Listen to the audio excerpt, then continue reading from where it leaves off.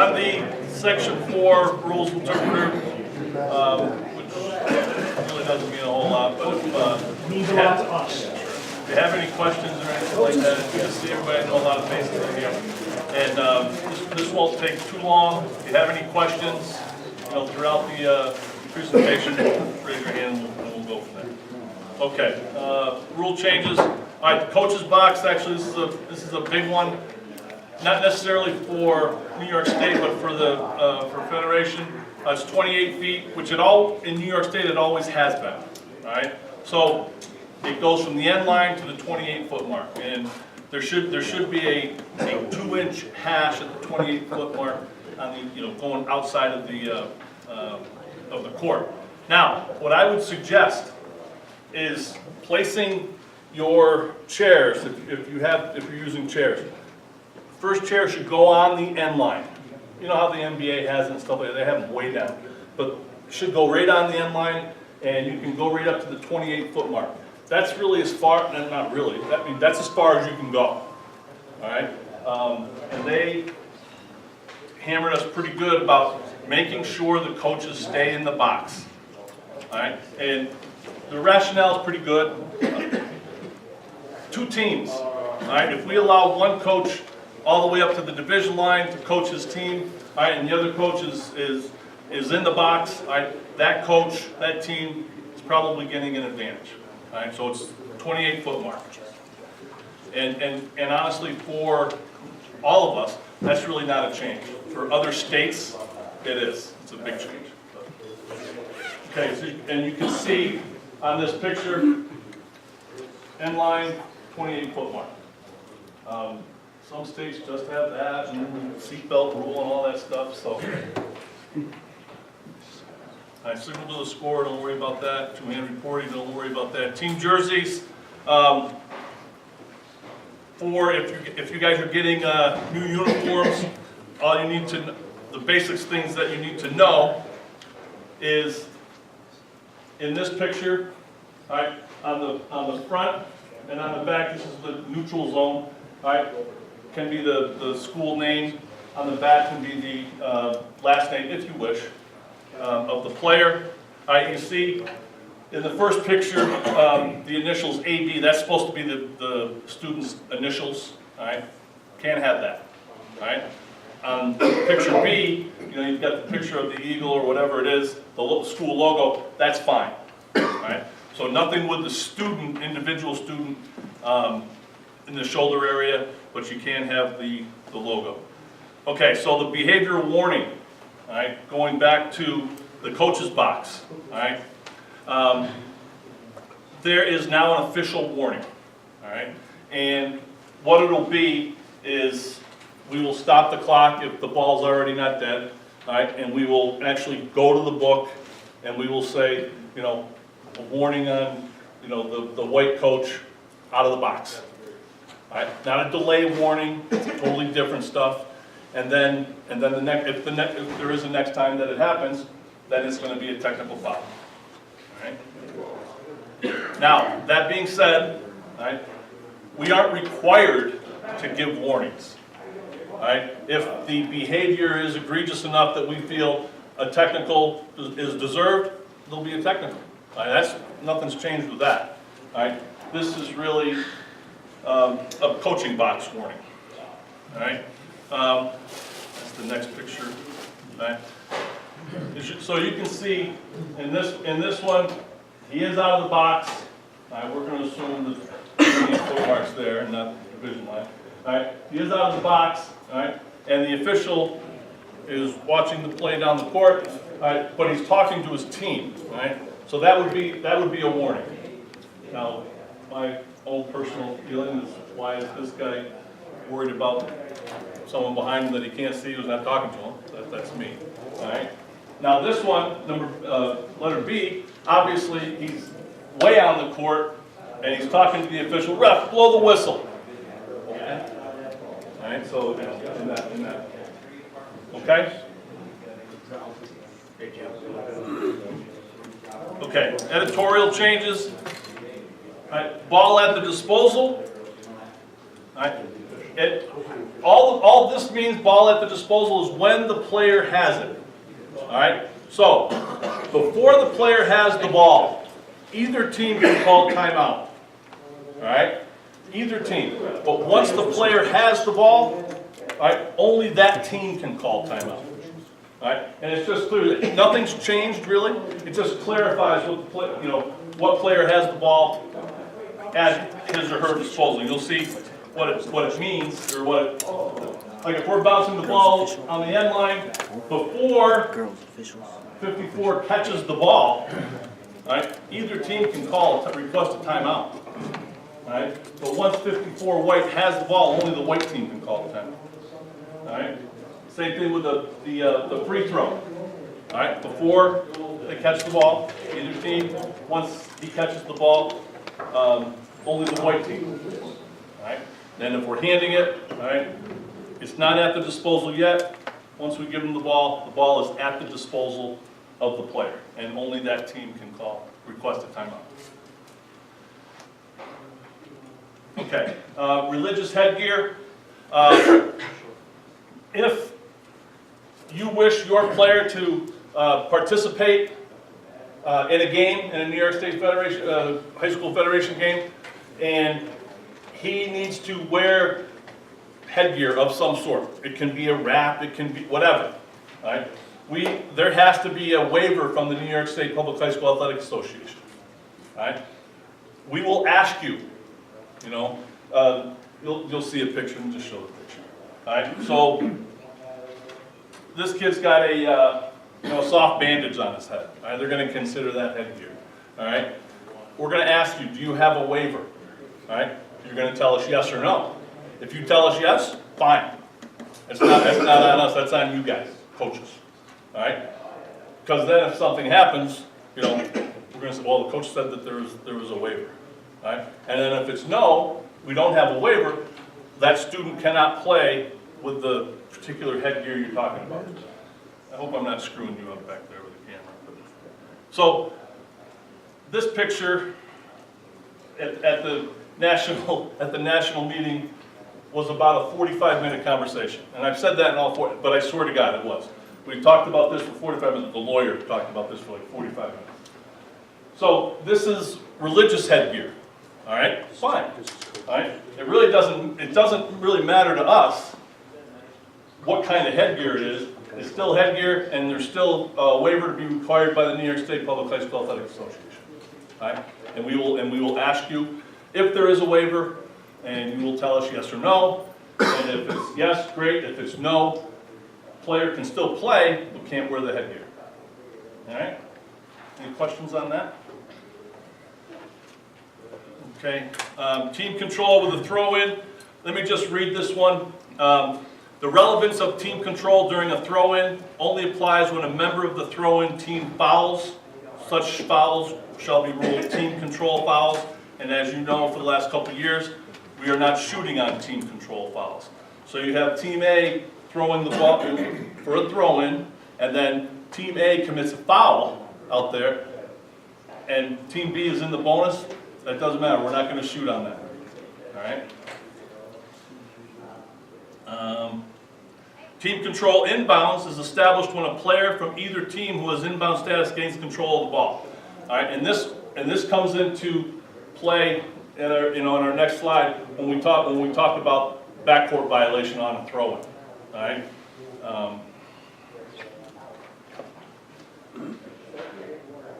All right, so it says, with specific regard to backcourt violation, a team may not be the last to touch a live ball in the front court and then be the first to touch a live ball in the backcourt, provided that team has established player control, team control on the playing court.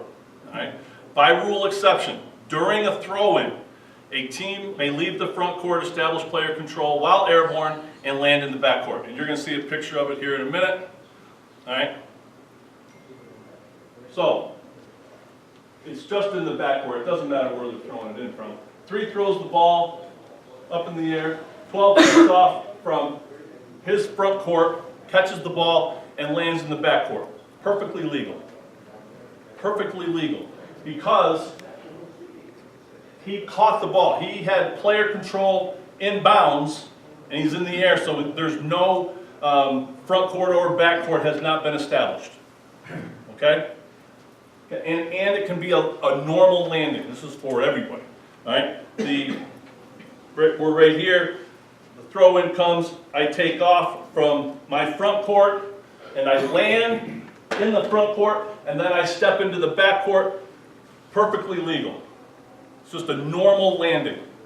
Now, where it gets judgmental is kid comes down, and we deem he's landed, all right, and then they take a step into the backcourt, and obviously that would be a backcourt violation.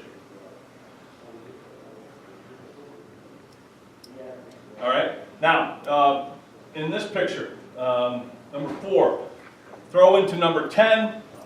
Number 10 bobbles the ball, goes into the backcourt.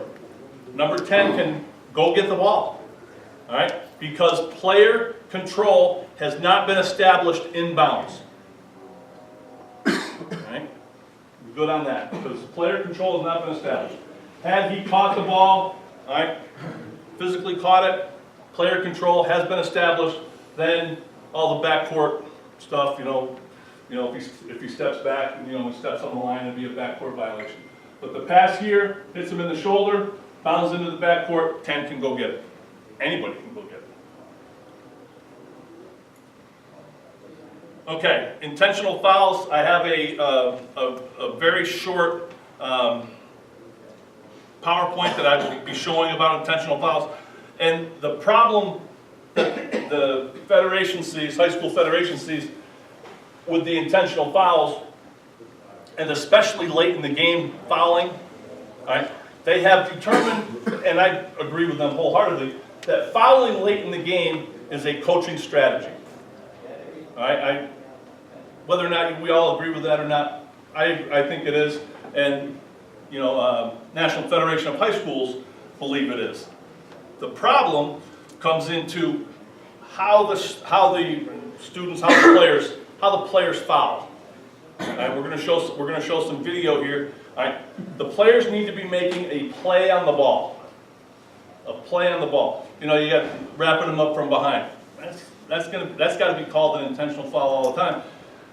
And it's incumbent upon us, the officials, to have the intestinal fortitude to make those calls, because a lot of times they're late in the game. All right, it's probably a fairly close game. All right, but they're not making a play on the ball. All right, and they talk about here the type of foul may be strategic to stop the clock.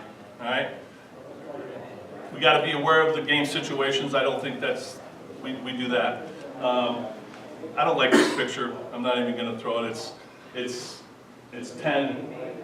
No, these two guys aren't even in the play. All right, and they're fouling. I don't think that's a real good picture, but there's other pictures I got for you. We're going to talk about that in a minute. All right, guarding. So a couple years ago, the 10-7-12 was successful in cleaning up illegal contact on the ball handler dribbler. All right. So now they're talking about body bumping. So if an offensive player has the ball and the defensive player comes right up on him, and the person doesn't have any space, all right? Any contact there is going to be on the defense. Foul is going to be on the defense. Excuse me. All right. We all know what guarding is. Legal guarding position, 2 feet on the floor facing. Must be getting sick of hearing me say that, Ben. I've said it about 100 times now in the last few days. All right.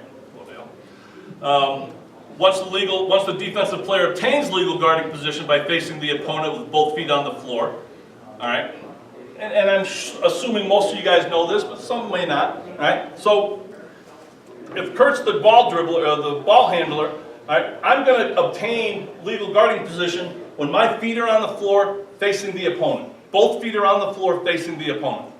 I have obtained legal guarding position.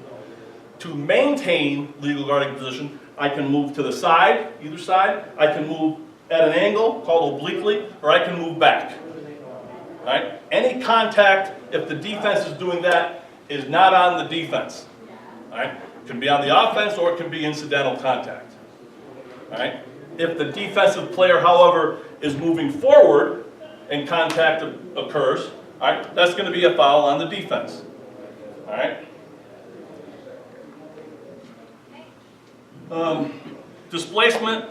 Player may not displace an opponent with a body part, especially in the post area. If this is the offensive player and they're posting, a lot of times you'll see the arm out, not allowing the defender to possibly, get in front. Sorry. All right. Hands out. All right. They can't do that. All right. Right here, display. Moving them out. Defensively, see the leg right there. The leg right in the butt. All right.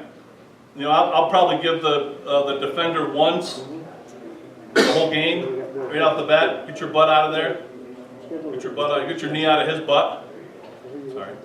All right. And then after that, you start blowing the whistle. All right, because that's illegal. All right.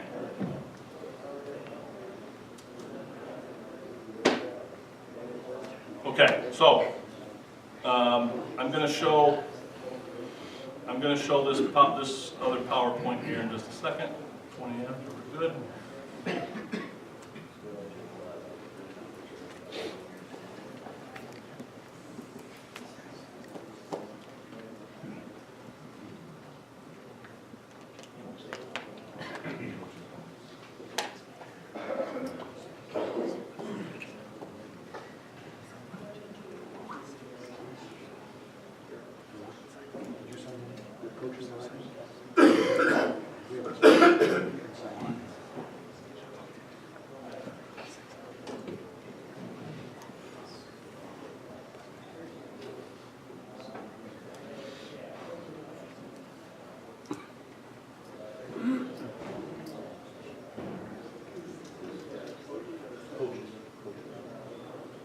Official? Just the new?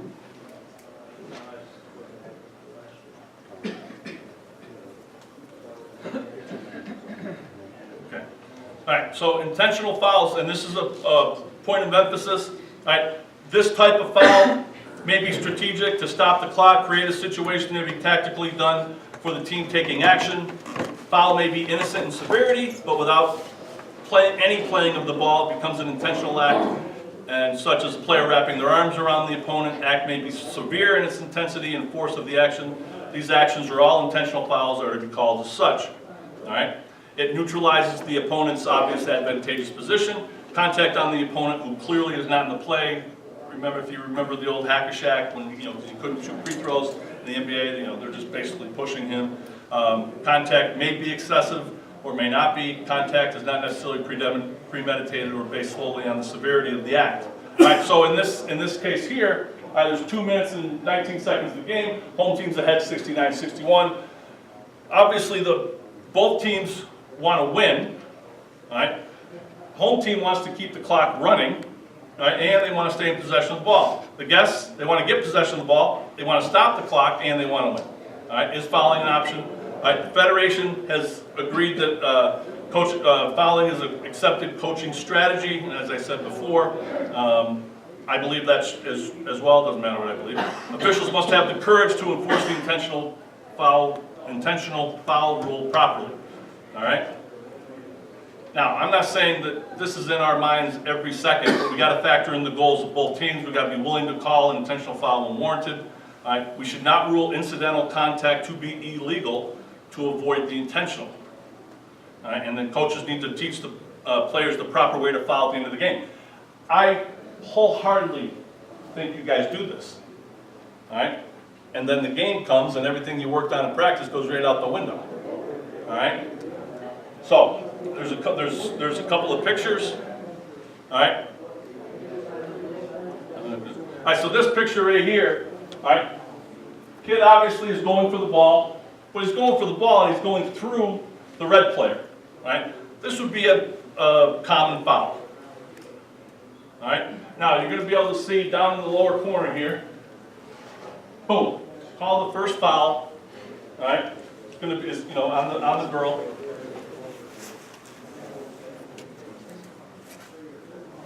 making a play for the ball. All right, up at the top. All right, making a play for the ball, I believe. See it one more time. Whether he was or he wasn't, looked good. All right, end of the game, intentional foul. Now this picture here, all right, that person may have initially been going for the ball, but now he's just wrapping them up. Right? And I don't really care if it's a pro play, which it is, it's an NBA game, it's still a play, it's a basketball play. All right, so in our game, this would be an intentional foul. All right. So, in this play, this one is kind of sketchy. Is that a foul? The first little reach around? Exactly. In this game, you know, minute 8 to go, 3-point game. Me personally, I'm probably calling the first thing a foul. All right. I'm probably calling that a foul. All right, that's me personally. All right, I don't ref all your games. Thankfully, they probably saying. But all right, now we'll see if this is a foul. Yeah. All right, I think we have like 3. All right, patty cake, and a two-handed shove. All right, so maybe we could get away with not having to call the two-handed shove if we called the foul before. And I realize it happened in an instant.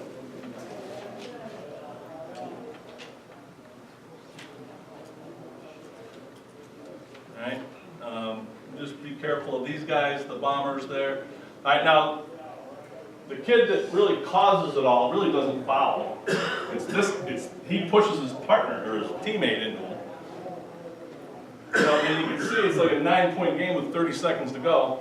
But be that as it may, we'd be given that intentional foul to number 31. All right. Not sure what we could do about this. All right. So obviously it's shouldn't say obviously. I don't know what the score is right now. Oh yeah. Well, it's a 2-point game with 10 seconds to go. So he's doing anything he can to get the ball back, and that being intentional foul. All right. All right, excessive contact. All right, the problem here is the kid that's trying to making a legitimate attempt to block the ball, then he comes down, boom, and the kid ends up landing on his butt and his back. All right.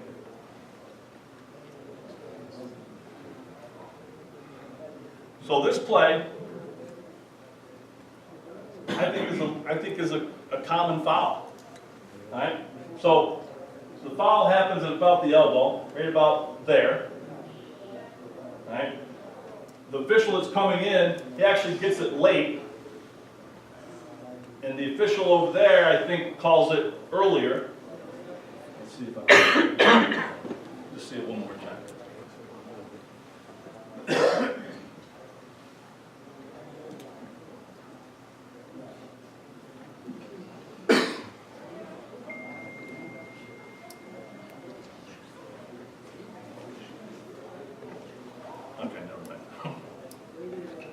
All right, contact above the shoulders. All right, now really talking about elbows here. All right, so first let's talk about contact below the shoulders.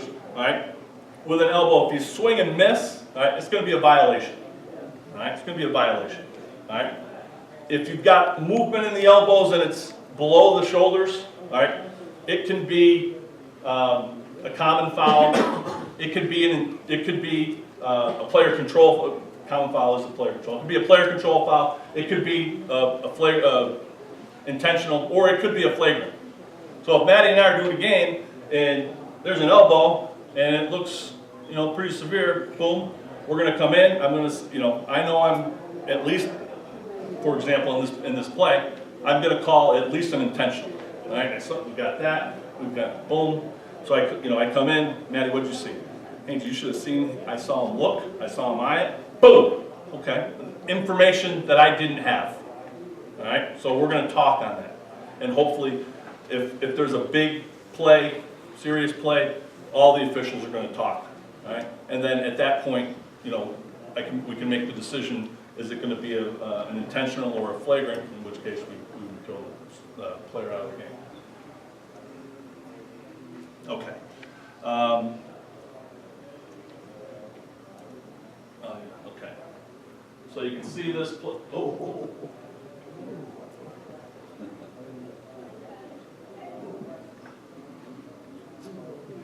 Not sure she ever hits her with her elbow, but she comes, you know, hits her pretty good.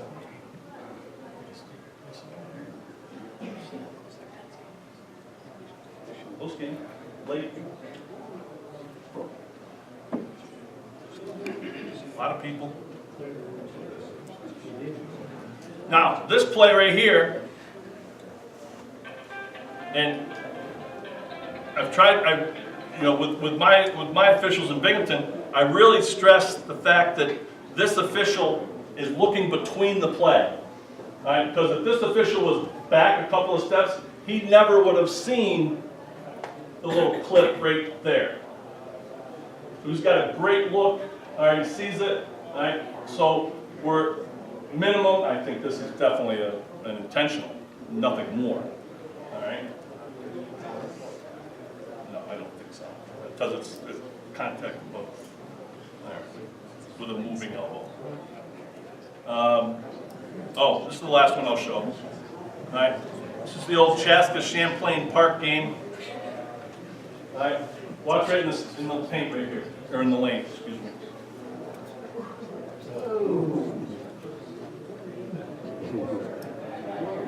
And then we always get the. I didn't do it. You guys do a good job of teaching that one. They're good. After he follows it. Alright, so I mean, theoretically, that could be a flagrant foul. Absolutely. Alright? And then I just love the reaction at the end. God bless him.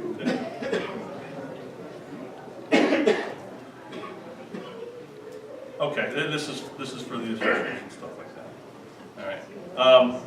Okay, so that wraps up the boys. All right. So now Kurt Ernsbeck and Ben Nelson are going to talk to you in general. Can we bring? Yeah. One second. Can we bring the girls officials in? Yes. I just wanted to go back to that one guy that brings his arms across the one girl. In the beginning, you said the defender comes up to the offender, doesn't give them any space to move. That's on the defense.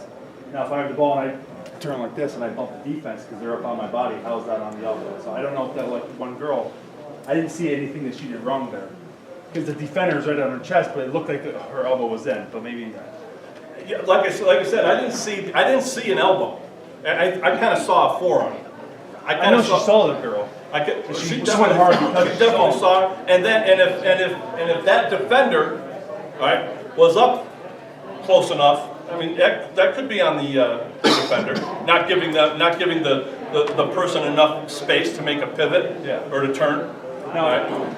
I can see because you know she saw it, so she went hard because she saw the defender. Right. But she didn't see that defender there, and the defender comes up and bodies her. And she just makes a hard turn without her elbows in. Then that would be up to us to determine. You know, I could see that being incidental contact. All right, but going back to that. First of all, she knocked her own player down first. She didn't see who it was. Then she saw that, but she had, God bless her, she had a good grip on the ball. But like you said, or like I said, if you're close, if they're too close, and you see it could be incidental contact, right? Or it could be on the defensive. I mean, if I'm not giving the offensive player any movement whatsoever, that's going to be on the defense. Right? Because I think if you're not giving the offense any movement whatsoever, it's going to be very difficult to get the elbows up. But again, that's where it comes into us, unfortunately. That's why they say it's a good luck.